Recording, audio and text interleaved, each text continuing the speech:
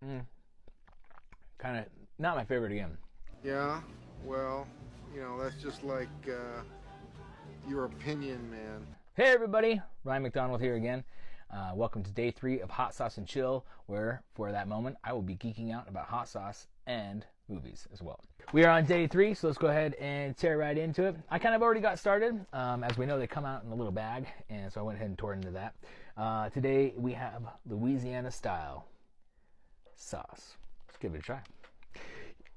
Yesterday's wasn't my favorite. If you caught round 2, the day before was pretty good. Actually, I like that cayenne pepper sauce. This one's a little bit runnier, so it gives me the impression it's not too goopy or full of chemicals. Let's give it a go.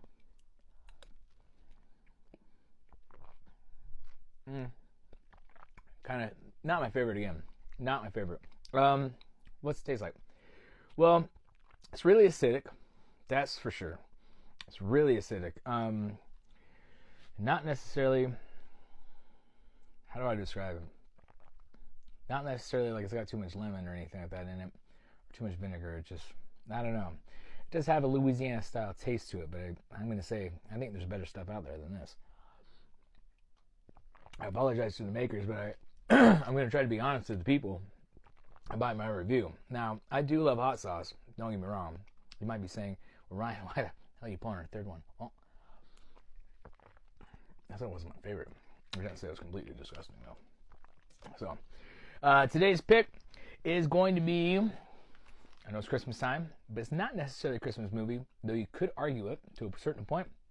But as I talked about with Die Hard, I don't want to try to sway everybody's opinion on whether or not a movie is considered a Christmas movie. I'd rather just, I know what I like to watch around Christmas time, and I let other people kind of make their own decisions on this one as well.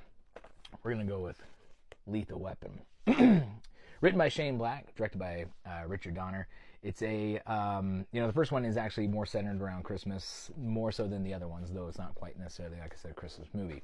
It has Christmas elements, which are very strong staple that you see in a lot of the Shane Black written movies, written or even directed, even if you look at Iron Man 3. And that was kind of, as a fan of Shane Black, that was kind of one of the fun things when he was doing Iron Man 3, is that you now have like kind of a Marvel Christmas movie, perhaps, in a sense, because it's set around Christmas.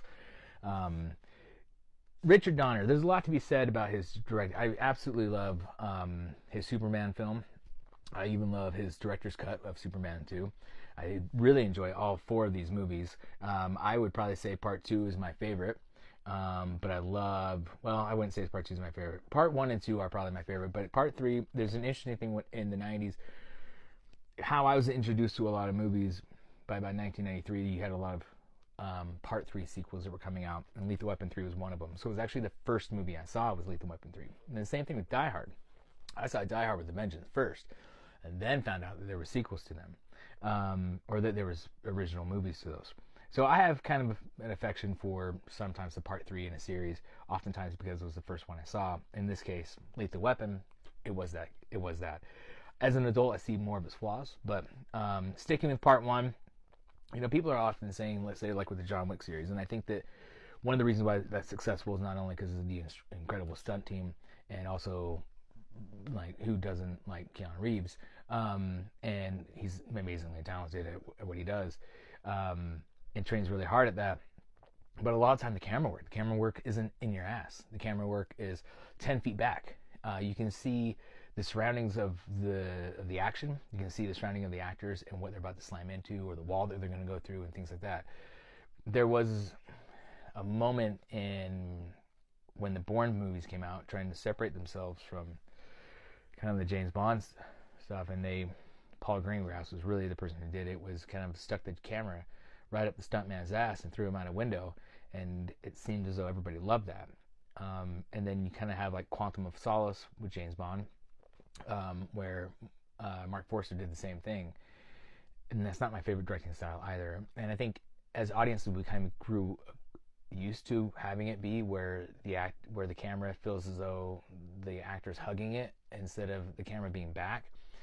When you really have that 90s flair look, that late 80s action 90s flair look, when you look at like Die Hard, Speed, the Lethal Weapon series directed by Richard Donner, the camera's a little bit more locked, and we have a chance to actually see what the hell is going on.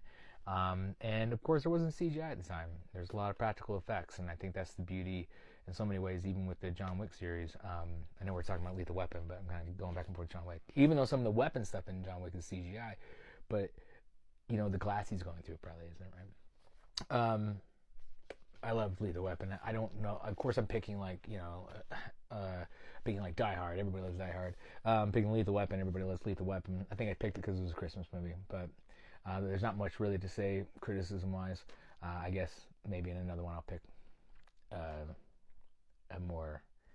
movie with a little bit less balance as far as how many people love it. But let me know in the comments, I guess.